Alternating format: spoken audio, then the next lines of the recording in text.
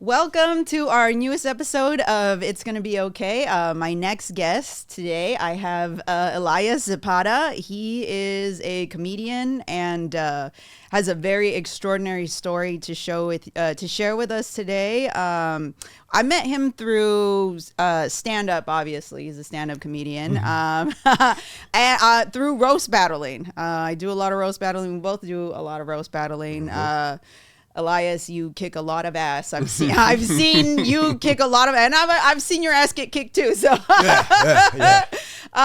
It's amazing when you told me, because I mean, obviously no one can see that you are also wheelchair bound. So what do they call it for you? Because I know it's not paraplegic. Is it? Yeah, it's paraplegic. Yeah, okay, paraplegic. Quadriplegic is when you're from the neck down. Okay. Yeah, it's when you have like 4 limbs affected. Okay, quad. Yeah, 4. We were talking about math earlier. Why do I feel stupid right now? I don't know. I'm a bicycle. You're a bicycle? Shut the fuck up. Oh my God. Okay. Elias, we do know that this is a mental health podcast, and yeah, so I think what I'm gonna actually talk. I want you to talk about your story, like how you got in the wheelchair, and I'm not saying that somebody threw you on it, but I think it's incredibly extraordinary what you survived, and I want to know how you got through it. Obviously, because I think that losing your ability to walk. Because I'm not there, but I almost had an incident where because I have a blood clotting issue, and so my leg was so clotted that they were like, well, you need to either get off of your psychiatric medication or we're gonna cut your leg off, kind of deal. Yeah. But I empathize with you very much. Take the wheel. Oh shit! No pun intended. Oh shit! Nice. Didn't even try to slick that one. Snuck that one in real nice. Nah, but well, yeah, I got shot when I was 18 at a quinceañera.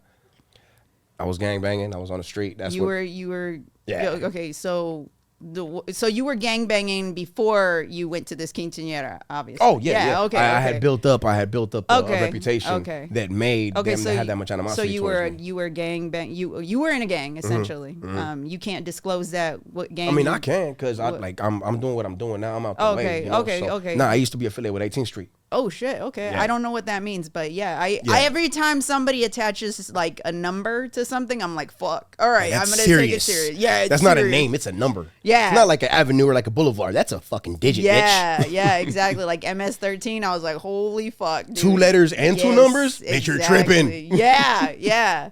So you were a former gang member. Yeah. Okay. And I was fairly good on my hands because I was boxing. I was into boxing and bodybuilding as well. Oh. So with that, like a lot of people on the street can't fight. Like just straight up, just street people just don't really know how to fight. I believe it. It always takes like a little bit of training or knowing somebody that knows how to fight to show you not to fight like a dumb fuck. All right. So usually I would bump into people that fought like dumb fucks. So this certain neighborhood would try to jump me. Their little homies, big homies, variety of fucking friends never could beat me up. I would always fuck them up, no matter what. Okay, so what got you into this? Was it just someone who had a qualm with you at the whole neighborhood, the whole other gang, the whole rival gang? Okay, so you got shot. How many times did you get shot? The first time I got shot was. Oh wait, so there's multiple times you got shot. Yeah, I've been shot a total of 12 times. The 13 is a wobbler. I'm not sure if I got pistol whipped or if I got shot in the head, so I don't count that. Oh my God. So wait, so you survived a shot in the wait, so which one did it for you? Was the 11. It wasn't the shot in the head? No, this was like 3 years ago. This was like 3-4 years ago. Oh my God. Just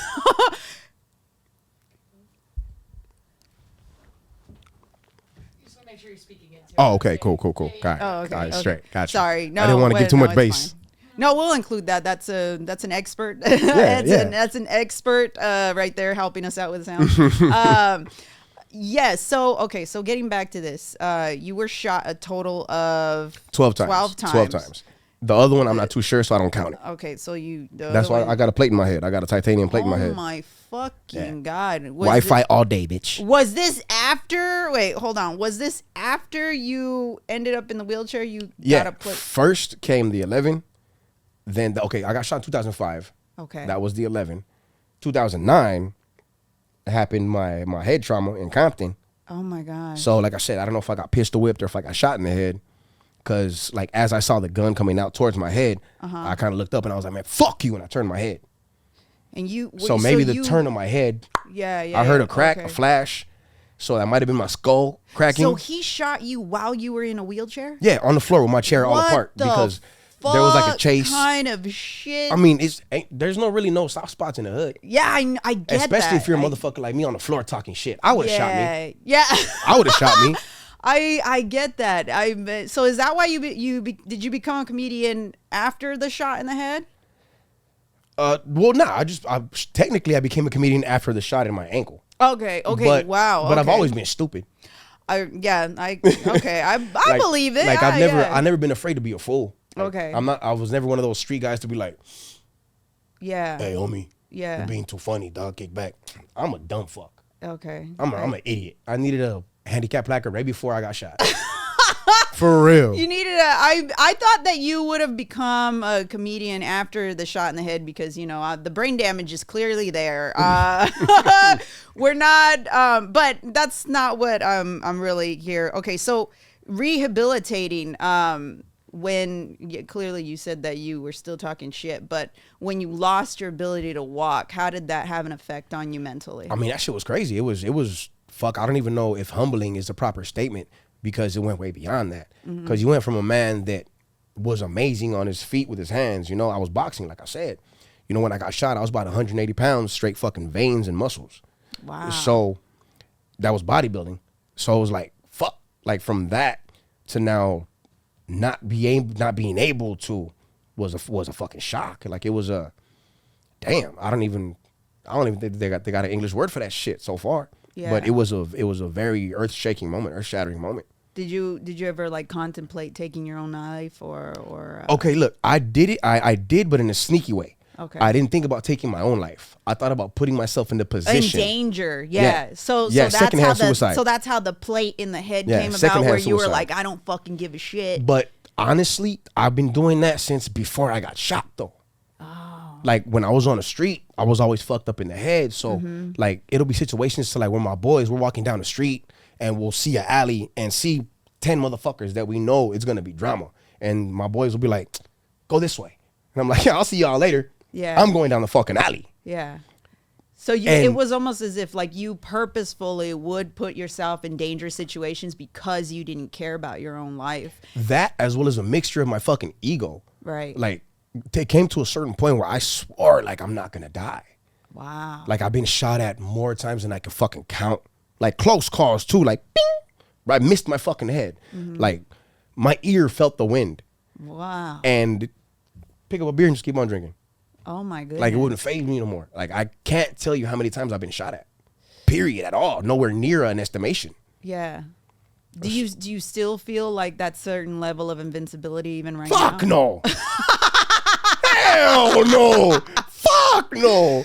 Not at all. Okay, so you don't feel that egotistical at all. No. Okay, I've got my ego in check. I mean, he Right. acts up. Yeah. My ego acts up, Right. but not to that point. Wow. Not to that point at all. Because look, even after I got shot, I made it through. So I was like, oh, y'all really can't kill me.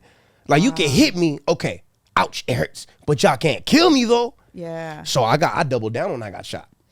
Okay, so before you, like, what put you in a position to join a gang, I think, was Honestly, interesting for me. I've done a few podcasts, and then now I've had to think about it myself, because people Right. always ask me this shit. I would really, really say me getting bullied as a child from 1st to 5th grade was what were the precursors for that. Really? They were the first and main ingredients for that. Because I wasn't bullied like, ha ha ha, or he he he. Nah, I got my ass beat. Wow. I got my ass beat from 1st grade. Were you bullied by your parents too? Like, did they? I'm a Mexican. Fuck you mean? I'm a Mexican. Those are my first bullies. Yeah. But okay. I was like, it just, and as the grades I could just see them gang initiating you in the crib. They were like, yeah. Well, my dad was like a Mel Paisa. Like he was a Mexican. Yeah. Like he wasn't a cholo or nothing. He was straight. Yeah, that machismo going to the max. Yeah. So very stoic, very quiet. Like you don't complain. So while I was getting bullied, I took that and ran with it. Like, oh fuck, you don't complain. You're right. Like my dad, he didn't tell me not to complain. I just took and learned. I just watched and learned.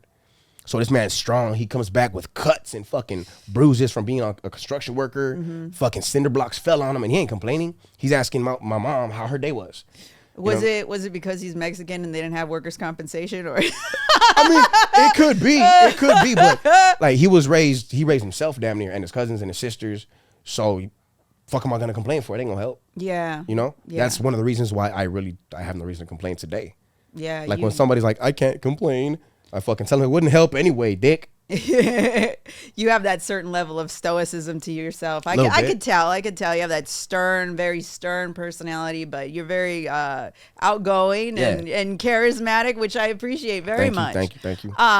But I always thought like, cause I think I was raised the same way, except my mom was that character. You know what I mean? Okay. Yeah, flip. Yeah, my mom was the chola, so she was like, "No, you can't be weak. You can't cry. You can't ever show your weakness." Yeah, and I'm like, you're dude, being weak. It's yeah. But she did that to me when I was 2.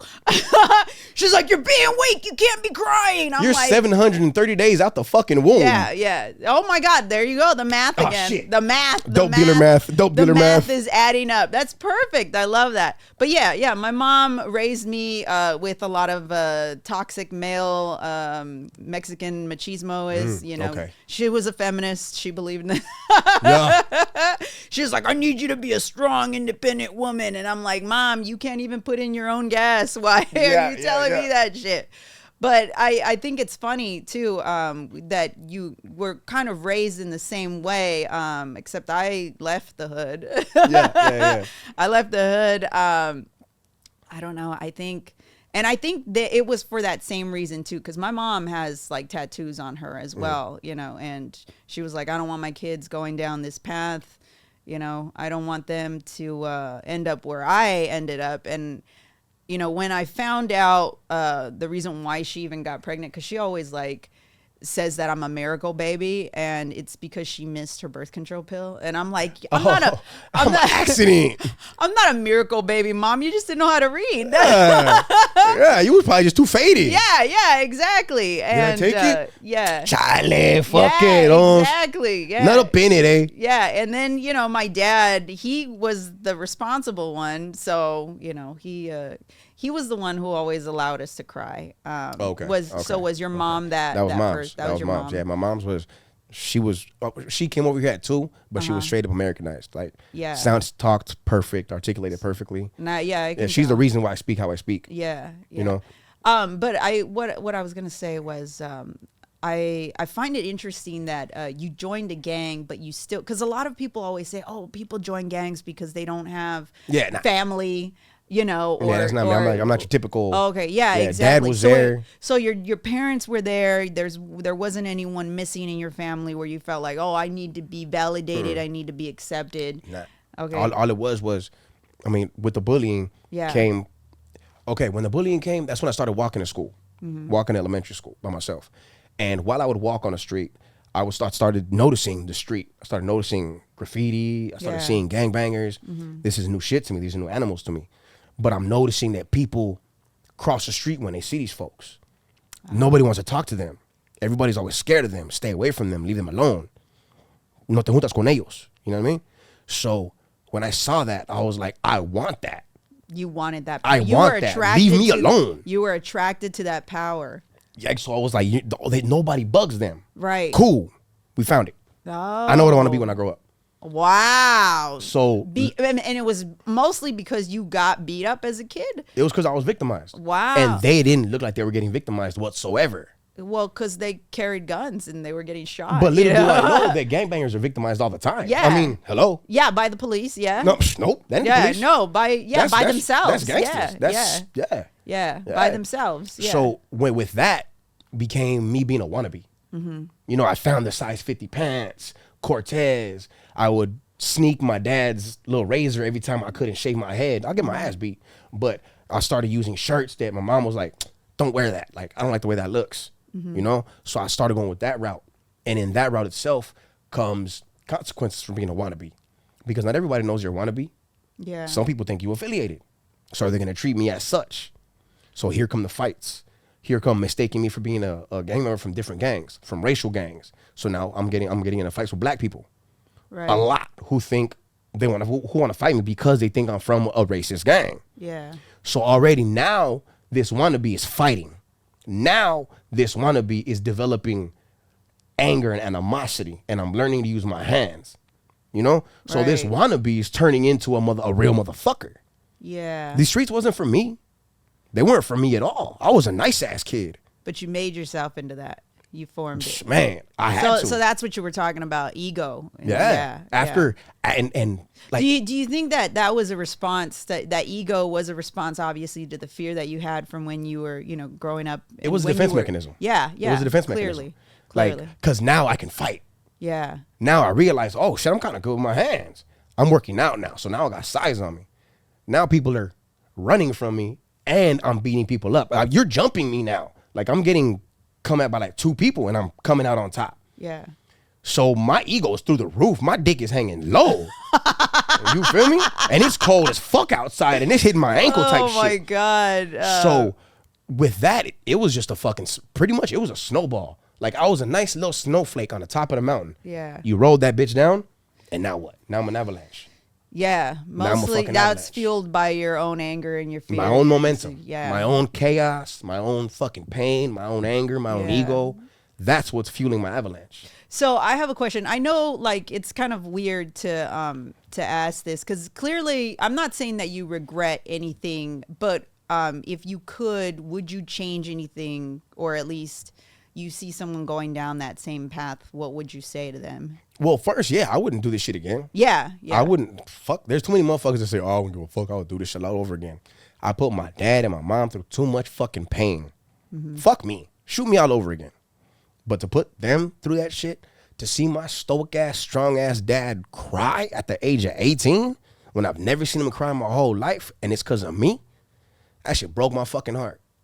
That shit broke my goddamn heart. So nah, I wouldn't do it ever again. And on the other end of your question, Yeah. what would I tell a little motherfucker? My nephew's going through that right now. Wow. My nephew's looking at the streets, being a little wannabe. And I'm glad though. I'm glad because right now I'm talking to him. I'm being the him that I didn't have when I was a kid. Right. Because I didn't have a me. I had a dad that was there who knew how to take care of the house, but didn't know I was going through shit. I was compartmentalizing shit when I was fucking 6 years old. Right. I knew how to compartmentalize at 6 years old. I knew how to hold back tears at 7. Yeah. Right. So now with my nephew, it's just, I'm on it. I'm on it there all the time, letting him know you got somebody to talk to. Look at me. I'm the result of where this ends up at. This ain't going nowhere. So do you think that if your dad, I mean, I understand, because I mean, coming from and your parents are immigrants, they have to work, and that's tough because they don't necessarily have the time to spend with their kids to help them develop emotionally the way they should. Yeah. But do you think that if he was there to listen to you and he wasn't as stoic of a father, you would have gone down that path of having that fear and that ego and wanting to scare people away? Well, shit. My parents separated when I was 7. Oh, okay. Yeah. All So right. that's when I went with mom's. All right. I Yeah. see. So when I say pops was there, what I mean by that is, like, I always had clothes. The fridge was always fucking full. Yeah. Like, it was always too much. Okay. He would take me every other weekend. He would come over all the time. So he was there. He wasn't an absent father. Right.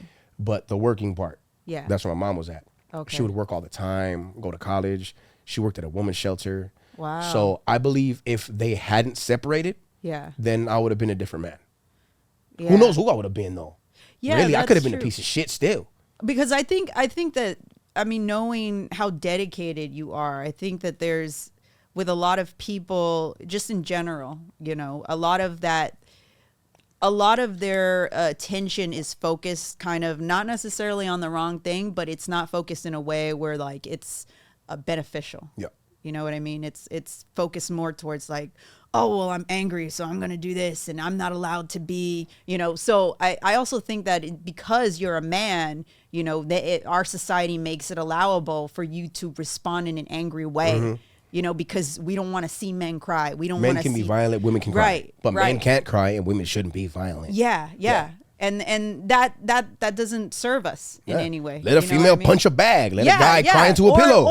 Or just let women stand up for themselves. Because Yeah. I get shit a lot for standing up for myself. They're like, you shouldn't be acting that way. Why the fuck not? You're stepping all over me. You For know? standing up for yourself. Yeah, for standing up for myself. I Damn, get that's shit on crazy. for standing up for myself.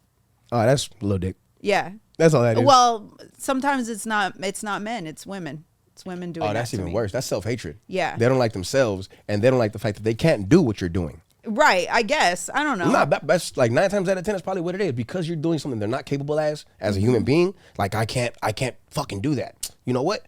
That's wrong. You shouldn't do that either. Yeah. Well, I mean, I've never done that to anyone. You know, I usually stay clear from Yeah. that. This is kind of like why I like to keep a low profile. Yeah, no, I most feel of the you. time. I feel you. Yeah. But I mean, it's interesting though when I look back at these types of things. But getting back to your story, what I was going to say, you mentioned that your dad was well, he wasn't absent, but I mean, your mom is a single mom. Yeah. You know, and what city did you grow up in? Okay, from the point of birth till separation of my parents, Southgate. Okay, all right. So that was from birth to 7. Okay, so that's Los Angeles for people that don't know. Los Angeles County, Southgate. Yes, yeah. From then, I went to Long Beach, Okay, and that was from 7 till I got shot. okay. So 11 years till I was 18. So you were in a Long Beach gang then? No. No? Oh, okay. 18th Street's an LA gang. Oh, okay. All Yeah, right. yeah. I don't know how gangs work. Yeah. What it was all right. From being a wannabe, Right. I wound up finding a cousin of mine that was already a tag banger. What does that mean? Okay, there's taggers who are graffiti, like they do graffiti, street art, shit like that. Okay. And then there's motherfuckers. So he was an artist that liked to shoot guns then? Nope. No? Yeah. Okay. Yeah. Okay, cool. There we go. At first I was gonna be like, nope, he wasn't an artist. Okay. But yeah. An artist that liked to shoot guns. Yeah, and didn't want to gangbang just yet. Right, okay. So it's the caliber of motherfuckers that ain't ready to make that jump, Right. but they're training for it. Okay. You know what I mean? Yeah. So I did that. I started fucking with him, and I got into the little tagger crew or whatever. Yeah. And tagger crews in Compton, they shoot at people. Wow. So that was a new activity I started fucking enjoying. All right.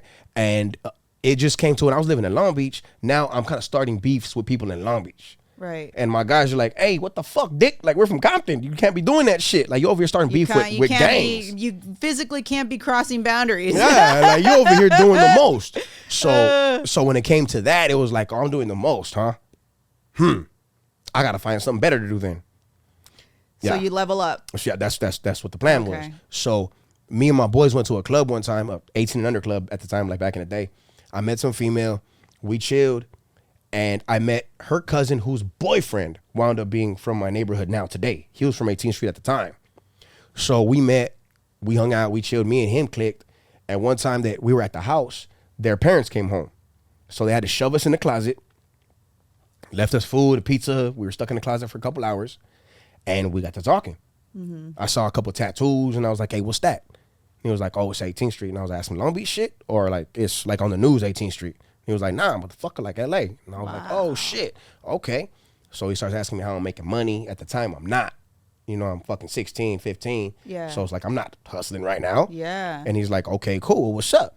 Like, I know how to break into cars and steal stereos, speakers, amps. So I'm like, cool, let's do it. I start running with him for a bit, catching my first little case, little vehicular burglary, whatever. So I meet his brother.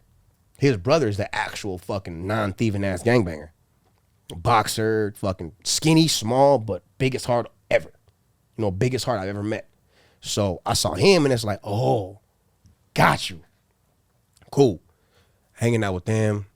Of course, like I said, being a wannabe comes with consequences. Right. So kicking it with motherfuckers that aren't wannabes, being me already not a wannabe, doing my shit, kicking it with gangbangers. That legitimized you. I'm going to get gangbanger shit now. Wow. You know, now I'm going to start getting shot at by different motherfuckers. Wow. So it came to points where I'm already fighting with these dudes. Like, we're doing shit together. Yeah. So there was one night, and it's always funny because every time I've said it, like, dudes will be like, that needs to go in your fucking movie. that needs to go in your movie, because it was a night at the beach and his sister was there, and there was a guy that we always didn't like. He was another tagger. We're like, well, I'm a tagger and they were gangbangers, but I'm like, this fool's a bitch. This motherfucker's a lame, and they're letting him talk to his sister. So I took it upon myself to put hands on him. So I knock dude out. I do my little thing, and everybody's getting mad at me, you know, scolding me. So I go and isolate myself. My boy comes up to me and he's like, "What's up?" I'm like, "Man, what's up?" He goes, "What's up with you? When you get your mind right? Like, what the fuck do you mean?" He goes, "Are you a tagger?" And I was like, "What?" He goes, "Are you a fucking tagger?" I go, "I don't fucking know." He goes, "Are you a gangster?" I don't fucking know. Yeah. So Like, I didn't know who the fuck I was. Right. I didn't know what I was, who I was, where I was going. So right there, it was just like, fuck, Dick, you're making me ask myself a question that I don't fucking know the answer to. So making you think was the rough part. Yeah, no, really, because I knew how to deal with outward shit. I knew how to deal with physical pain. Yeah. I knew how to make people feel physical pain. Oh, wow. Like, I knew how to endure physical pain. Yeah. That wasn't the issue. The issue was internal pain. Yeah, I mean, I was just thinking something stupid. I was like, you know, you know how to like put. Do you think that might be a different outlet, like, you know, like dominatrix or something? I think that you could have made more money doing that. I mean, nowadays I'm into that as well. Yeah, I'm a big fucking you dom. could have So OnlyFans or something. I don't know. Only wheels. Yeah. Only wheels. Only wheels. Yeah. Yeah. No. But you were explaining your story, and the entire time I'm thinking, like, holy shit, this sounds like a new premise for, like, Set It Off or something. I don't know. Is this what, am I listening? I kind of feel like I'm scared to listen, because I'm like, am I listening to something? But yeah, you're an accomplice after the fact now. Yeah. No, oh my God. No, I hope not. She was like, yeah, wait, what?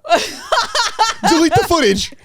But it's, okay, so I know you've been through a lot of, like, you know, so you got gang initiated, clearly, right? Yeah. Okay, Yeah. you got validated, but you did time you did time, not just I did before I got shot. I did a county and fucking juvenile hall a lot. Right. After I got shot is when I started going to the penitentiary. well, yeah, because that was after you were 18, Yeah. right? Yeah. Okay. So my question is, because I know you're kind of associated with Homeboy Industry as well, Mm-hmm. and that's a organization that has helped rehabilitate a lot of former gang members, Anger management classes, job opportunities, Right. tattoo removal. Right. So what have you learned from doing that, or I mean, just from your experience? Because I know people, you know, I've asked you the question about, like, your little cousin, he's going down that path. Oh, my nephew, yeah. Right. So you teach, like, classes, or? Nah. As far as Homeboy Industry goes, I first started going there to get my tattoos removed, to get, like, my visible, like, anything with a suit on. Right. Is where I want to get removed. And I mean, I know a lot of people there. It's just now that I'm involved with it, I have a buddy of mine who I met because he saw me at a show, then had me on one of his shows that he produced. Mm-hmm. And after that, he wound up getting tied up with Homeboy Industries Art Academy because he started a comedy class. Oh, wow. So he's teaching the youth, the younger at-risk youth, like how to write a set, how to develop a set, develop their first 5 minutes. And he had me as a guest speaker. So I did that. I did the guest speaker. I was part of the graduation. Mm-hmm. And from then on, I just kind of been rolling with that little ball. Wow. That's admirable. I love that. Yeah. So we're kind of helping, like, the little homies, like, it could be funny. Yeah, you could be funny. I think that's kind of, you know, as I was mentioning earlier, where a lot of people have so much potential. Yeah, you know? very much so. But they get caught up in, you know, the wrong thing. They get put in, like, situations where they're aggressive. They don't know how to get that out. And then then that leads to something else, you know, and I don't know, like, it's kind of hard to pinpoint sometimes, like, well, what if you did this and what if you did that? Like, would it have changed anything, you know, even if it didn't, you know, as long as you see yourself now moving in a direction that's, like, progressive, better, right, forward, right. But in terms of, like, on an emotional stance that I'm going with, how did you feel when, you know, you realized, like, what was that pivotal moment in your life? Because obviously you got the head, the plate, but what was that said, you know what, this is enough, I need to change? It started with my last prison sentence. Okay. Because my first prison sentence, I was like, hey, it's my first time in prison. Let's fucking go full force. I'm about to make a name for myself.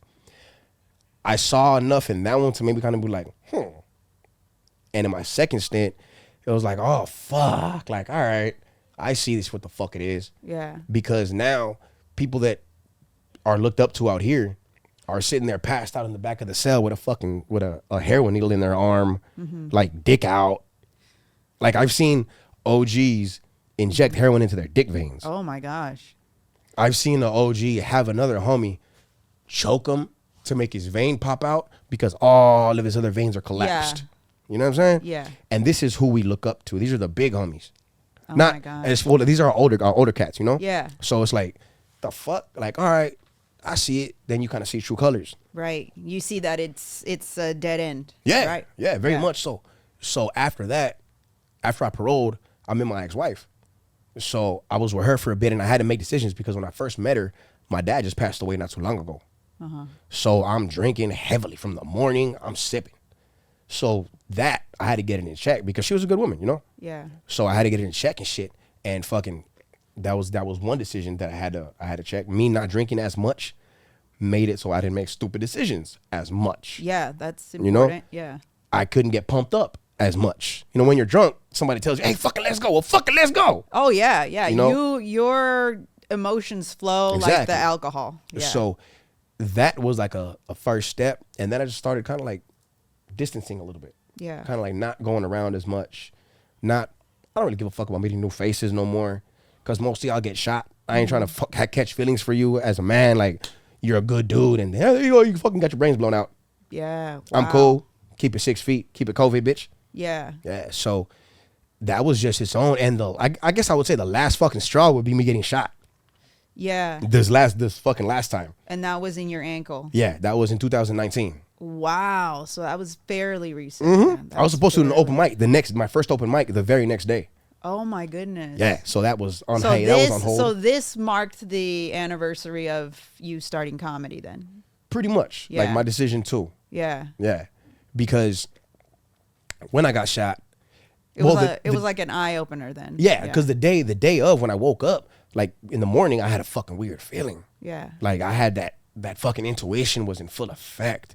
And it wasn't my head, it wasn't my heart, and it was like right in my gut. So it was like, fuck, man. Can I find an excuse not to go? Yeah. Like, nah, I can't find an excuse not to go. That's the homies. Fuck it, whatever. I kept thinking, like, fuck, what is it? To the point where I was already thinking if the guy that's gonna pick me up is gonna set me up. Wow. That's where my mind was already racing to, like, fuck, man. By the time I got around my boys, I forgot it. I forgot all about it. After the music video wrapped up, 5 minutes later, you just hear, bah, bah, bah, bah, bah, bah, bah, bah. And I was like, oh, fuck. Because it was around like March, June, July. So I was like, oh, shit. Okay, fireworks. Yeah. But then I started hearing, bing, bing. Wow. And I was like, oh, shit, okay, Pac-Man. Yeah, you're getting so it's shot wop, again. wop, wop, Yeah. wop, wop, wop, moving around. And I'm trying to get because it was at a garage. Yeah. It was at a, like a junkyard. So I'm trying to get in between cars. And every car I get to is too pinched in the front. Oh, and So yeah, I you can't wheel through squeeze it? in. Oh my god. Just enough though, just fucking enough. Yeah. So I'm here, there, here. I finally see a little pile of tires, and I just smash to them. I run into them and fall out. Somewhere in between all that commotion, I got shot in my ankle. Oh no. Yeah. So everything said and done, like 7 people aside from myself got shot. So I get up and I'm checking on folks. So I see people like, you know? Right. So I'm like checking on my dudes, like, hey, you good? Hey, you good? And they're like, hey, Snoop, you got shot in your leg, bro. I'm like, no, I didn't, bitch, shut up. So I'm over here like checking on dudes. And as I'm checking on one of my homies, one of my other homies tells me, hey, you got a fucking puddle of blood under your feet. Oh my gosh. And you I didn't look- even you didn't even feel it? No. You just oh my god. And I look and I'm like, why did y'all tell me I got shot? So oh my god. first thing I did was I took off my socks and my shoes. Like, Yeah. this ain't my first time, you know, I've been on the battlefield before. So I put my legs up, I elevated them on the hood of a car, Yeah. tied my socks tightly above my gun wound, waited for the ambulance. Yeah. Wow. They came and they were like, hey, how do you know how to do that? Because you've been shot before. Like, dick, this Yeah. isn't from a fucking fucked up 360 ollie, bitch. You're like, this isn't my first rodeo. Yeah, motherfucker. Shit, I didn't get rammed by a bull shark. Oh no, that's funny. Yeah. Oh my gosh. And they thought I was on drugs too when I got to the hospital. Yeah. Because I can't feel it, so I'm not in pain. Right. So as I'm on the gurney rolling in, I'm like, hey, doctor. Oh my god. Hey, how you doing? Wow. Hi. They're like, is you on PCP? Yeah. No, I'm fucking paraplegic, stupid. Like, I'm not on drugs. Oh my gosh. Oh, that's right, because they didn't put you in the wheelchair. They took you in the so they're in the thinking stretcher. this guy's smiling his ass off with a fucking they're hole like, in his leg. What is wrong with him? Like, oh, he on that good shit. Yeah. Yeah. Oh my goodness. That is crazy. So that right there was kind of like, God damn it, motherfucker. Yeah. Like, fucking told you. Yeah. And then so that started your comedic journey. You've already had the plate in your head, and then the ankle shot, and obviously you lost your ability to walk. Wow, that's I mean, Yeah. If I have never met anybody else, I haven't met 50 Cent, but I mean, if I have ever I got met anybody else who was meant to be alive, it is you today.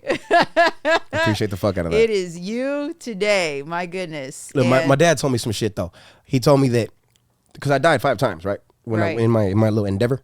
Oh, are you a cat? Or no, I Who knows? I mean, they say you are what you eat. Yeah. So I might be a pussy. Oh my God! Stop. I know. Okay. Sorry. All right. Go ahead. All right. But Yeah. When I died 5 times, so my pops told me when I was in the hospital, he was like, "Motherfucker, you ain't special," and I was like, "What?" He goes, "You're just a fuck up," and I was like, Wow. "Explain." And he goes, "No, yeah, you went to heaven, and God was like, we already got a devil, motherfucker. Get your ass down there."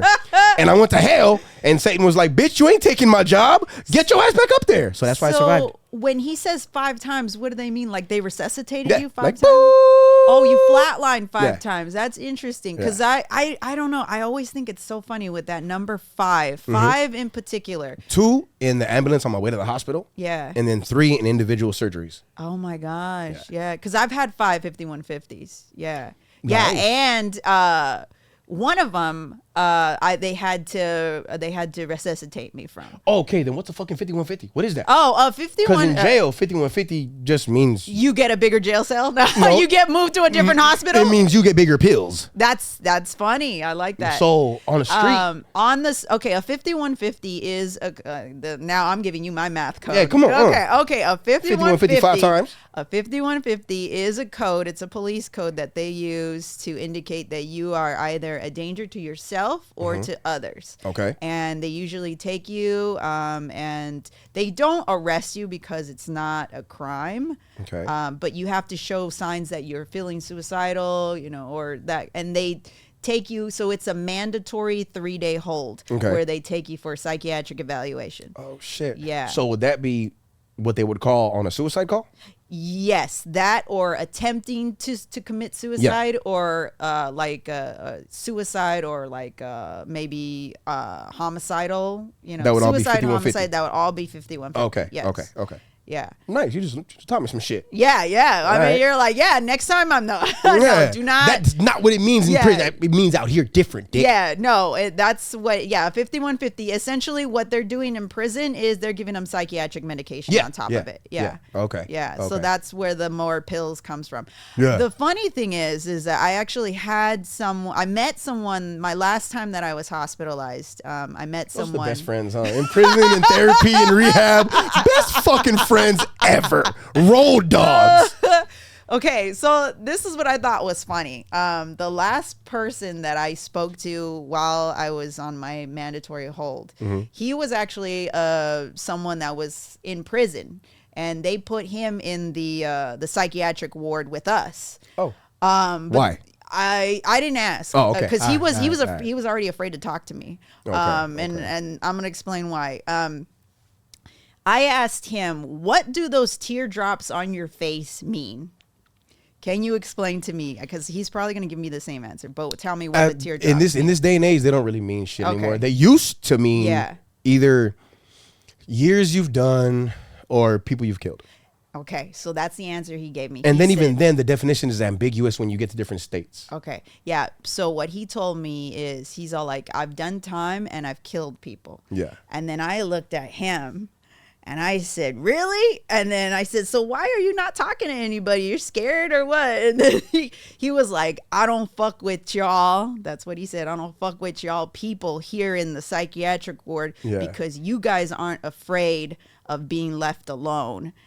Oh, he didn't like isolation. No, he said you can't fuck with people that aren't afraid of solitary confinement. Yeah. Yeah, he was afraid of the hole. He's afraid of us. Yeah. He was afraid of being. He was more because he's seeing as okay. Me, fuck. If I stab him, damn, I'm gonna go to the hole. I'm gonna be by myself. I'm gonna be in the darkness. But with y'all, it's like if I fight you, you don't care. Yeah, exactly. Like you don't care. Yeah, he was afraid of There's us. no win. There's no win for him. Yeah, he was afraid of us. And I thought that was funny. I was like, you're afraid of people that are mentally ill more than people in prison? Bet you he didn't kill no mentally ill person. Oh, no, I don't think Bet you he killed a sane and scared person. Yeah, Mm-hmm. yeah. Because that's what we want. We wanted to get it. We were all there for suicide watch, you know? Oh, shit. Yeah. Like, we ain't trying to kill nobody but ourselves, yeah, dick. exactly. You're like fuck, you're not gonna You're the win. one killing other people. Yeah, yeah. You're like, we were like, you're not going to win. If you kill anybody here, they want that, you know? Yeah. Bro. Right here, though. No, right here. Right here. Yeah, here. yeah, Bitch, yeah. Fucking dick right here. Exactly, yeah. And That's fucking I funny. thought that was so funny. He was terrified of me. And I was like, what? Really? Yeah, and I was like, how can you be afraid of me? You see how thick my glasses are, motherfucker? Hey, that's a big shank though. If you break Is them it? glasses, Yeah, if you break them glasses, that's a big shank. So Yeah. who knows? Yeah, All you yeah. need is one to see right too. So that's bitch. What's up? Yeah, but I don't know. I thought it was so funny talking to him. And That's crazy. That's a trip. He was just very afraid. And then I brought out like a game board, and it scared him even more. You want to play Candyland or Operation? I left the kidneys at home. He was terrified, and I thought that was so endearing. But Yeah, that's funny. That's funny. Yeah, it was very Probably funny. a culture shock to him. Maybe, You know, maybe because he's used to jail fucking Yeah, nuts. yeah. He's not used to like people that are actually like, hey, we up in this bitch. Yeah, you were like, we're all here. Like the guys that you call crazy, they're still in prison. They're still in prison. Yeah, We can't do that. yeah. One of us. He was spooked. I think that's exactly how they look at us. Yeah, that's exactly how. And I've heard from a lot of older cats like nah, I'm like they're going through emotional shit, like, but they're not gonna go man down. They're not gonna call that because like, nah, man, fuck that. Like that's I'm gonna go full. I'm gonna go full on. Like once I go past that line, it's a wrap. Yeah. Like they give you meds, they give you therapy, it's a wrap. Yeah. Like prison dudes are scared as fuck of psych wards. Really? Yeah. But I would think you guys would want to do it. Doesn't it like cut down your time? Okay. As far as like motherfuckers that gangbang, Yeah. like serious dudes, Yeah. not PCs or Okay. SNYs or like chomos and all like that. You like it's bad. It's not cool. But if you have a mental issue and you need meds in prison, you can't take them. Wow. Like really? it's against policy. Really? Yeah. So where do they put you then to be able to take them? They you don't give 'em to you yourself have to fucking be like like either you don't take them and ride the program and stay a good standing, or you take your pills, get beat up, and they'll probably send you to a different facility where you got to go through the process again, Oh my gosh. or you fucking go the bad route. And what's the You bad just route? you go PC, What is PC? protective custody. Oh my gosh. There's Like all kinds of. like you write a baby ass note. You find a way to give it to the cop. I'm in fear of my life, and they'll fucking put everybody down. Everybody get down. Everybody on your stomach, prone out, and then you'll see that one person Walk out. with his bag. But wouldn't that be smarter though? You're actually getting help though. You know what I mean? Yeah. If you're thinking about being a real person. Yeah. If you're thinking about at that moment, I'm leaving the gang life behind. Getting all my tattoos removed, changing all affiliations, then sure. Yeah. Fine. But if you still want to be part of some shit, Yeah. or if you still want to, like, if you can't leave your neighborhood, Yeah. Oh my God. So you're kind of assed out. So you would rather, so a lot of people would rather forfeit actually getting help than to quit a gang or to move out of their A lot of neighborhood? people would forfeit their lives rather than quit a gang. I was one of those people before I got shot. Wow. I had it in my head, already cemented, I had accepted it that I was going to Yeah. die for my neighborhood in gunfights, in a my battle, God. or with a knife in my neck. Yeah. Like that's, yeah. But you don't feel that way now. Fuck no. Hell no. Yeah. So how were you able to leave that the I've done gang enough. life? You did what? Like I've done enough. You've done enough for them to like my boys that know me. Uh-huh. Like they know me, they know what I've done. So it's like they're like, hey, kick back. Like even when I got shot, after I was in a wheelchair, a lot of my close boys was like, what the fuck are you doing? Yeah. So do like they props, good shit. You're a fucking nutbag. Yeah. But stop, dick. You don't have to. But I'm like, yeah, I do. So do they take care of you now, or do they don't watch out? They take just care of myself. Are you just a regular person now? Oh, okay. What do you mean by take care? Because I reacted too fast. No. I reacted too fast. I mean, like, do they watch your back? Oh, if I need my boys, they always gonna be there for me. Okay. Yeah. But you're no longer affiliated with anything. Nah, like okay. You're never actually out of some shit if you don't go out in bad terms. Mm-hmm. You're never actually out of it. Oh wow. You know, it's just like I said. I've done enough, and I project the energy that I'm projecting today. Mm-hmm. So a lot of I've came across like rivals, like we've had conversations, and then be like, oh shit, see my tattoo, see your tattoo, huh? Whatever. Yeah. We just had a conversation, 2 fucking hour conversation as men. Yeah. I'm not gonna let some fucking ink make me act like a little boy. You know what I mean? Yeah. So I've been fortunate enough to run into people like that. Wow. I don't put myself in a situation where I'll be around youngsters or kids that are gangbanging because those motherfuckers don't give a fuck. Yeah. 'Cause They don't care. They're there for stripes. They're trying to legitimize it. They're there for stripes. Yeah. You know? And shit, it ain't funny today, motherfucker. You know what I mean? Yeah. So I don't put myself in situations like that. Stupid place, stupid people, stupid times. That'll get you killed. Yeah. So and how old are you now? 36. You're 36, and wow.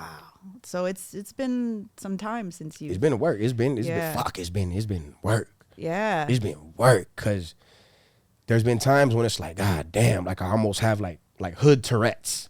Yeah. Like my shit almost comes out, you know? Yeah, for reals. Because I'll tell you, I was coming back from the liquor store one time and there was some bum. He's a gangbanger, but he was bum, pissy, Yeah. some black cat, and he said some shit in my ear, some gang shit. He just whispered in my ear real quick, and me being me, like my initial reaction, like my jaw fucking clenched and my fist like reached to a knife that I had. This initial reaction.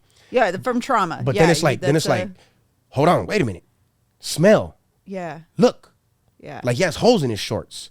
It's fucking 9 o'clock at nighttime. He has a wife beater with fucking holes in it with beer stains. He smells like piss. He's just an alcoholic. What are you doing? Yeah. Like, what is it gonna benefit you, even if you were a street motherfucker, to stab and kill this bum? Like, what stripe is that gonna give you? Yeah. Nothing. So I was like, all right, he told me what he told me, and I was like, that's right, my boy, you have a good night. I kept it pushing. Yeah. Kept it going. But it's moments like that that it's like, okay, hold on. Like, I gotta check myself. Yeah, where you have to meditate. Yeah, I gotta woosah. I gotta no woosah. more premeditation. Man, yeah, I gotta meditate. No, premeditate. Yes. Yeah, no more meditation. Yeah. Premeditate. Because like my boys used to call me Snoopy, and that's like he tries to fucking be like, hey, Yeah. like, shut up. Yeah. No. Yeah. Get back in your fucking box. You gotta meditate now. Yeah. No more premeditation. Like I gotta breathe. Yes. That was my problem. I never hesitated to do shit before. I've always been so impulsive my whole life.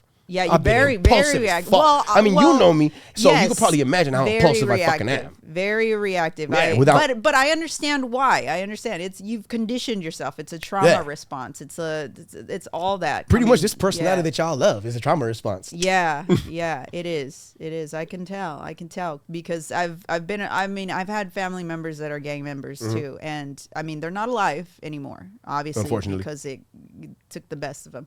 So anytime like I see someone survive it and then they're coming out of it and then they start talking about it, I'm like, so what was it? Yeah, so, bullying. Right.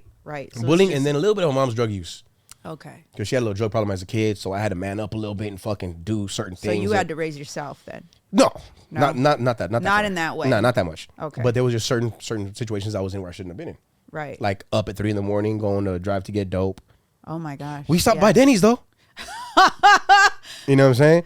Yeah. Or like her like passing out on like while we're driving on the freeway for a couple seconds because she's been up for a couple days, and then poop, we almost go off the edge, but poop, she got back up. So it was like, all right, cool.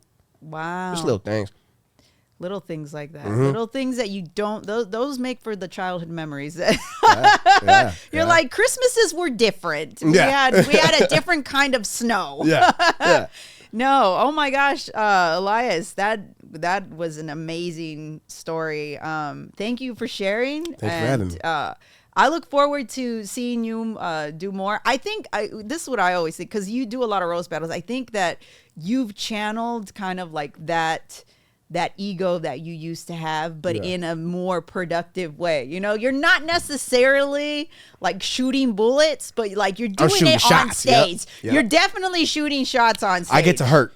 Yes, but you hurt with good intention. You hurt other people's egos. That's what you're doing. You're hurting other, but with very well crafted jokes, very well written jokes. Yeah, because you're a killer yourself. Oh, am I? I fuck with your shit. I do my best. You know, I got killer in my family. I mean, come on, you straight out of Tim Burton, so you better kill.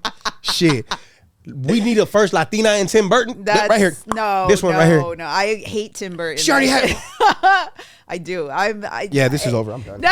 Podcast over. Look, every time people make that comparison, I'm like, I stopped liking him when he started using CGI. You know, like computer generated images. Okay. He started using a lot of AI and like Frankenweenie. No, wait, was that stop? Was that stop motion?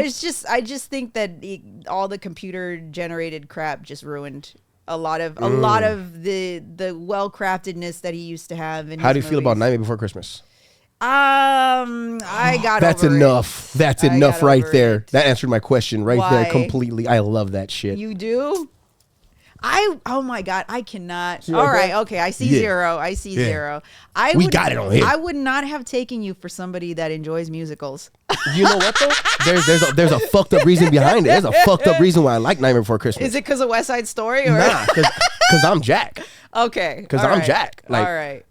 Pumpkin King, scaring the fuck out of everybody. Used to chaos, used to gore, used to violence. Everybody reveres him. I thought it was tired of it though. I thought it was because at some point, like when you quit like doing the gangbanging, you went down the street and started singing. And oh no! I grew up on Disney, so I love a good musical. You feel me? I love this dynamic. I grew up on Disney, man. What? Come on now. You're like, I'm hard, but I can sing, motherfucker. Yeah. Riff raff, street rat. Fuck out of here. Oh my gosh. Well, thank you for sharing, and thank you for being a part of this podcast. I appreciate it so much. All right, that concludes this episode of It's Gonna Be Okay. You can find Elias on Instagram at The Seated Entertainer. And at The Seated Entertainer. No periods, no underscores, no sprinkles, no spots. The Seated Entertainer. Just wheels. No, I'm just. Yup. It's the wheel motherfucker right here. Just wheels. All right. Well, thank you very much. And remember, when we get into difficult situations, we got to just breathe, meditate, not premeditate, and rehearse. And keep pushing. It's going to be okay. It's going to be okay, right? It's going to be all right. Yeah, it's going to be all right. I like that version. Yeah, it's going to be all right. That's a ghetto version. Me. Stay strong, baby. Thank you very much. Thank you for tuning in. You guys have a wonderful rest of your day.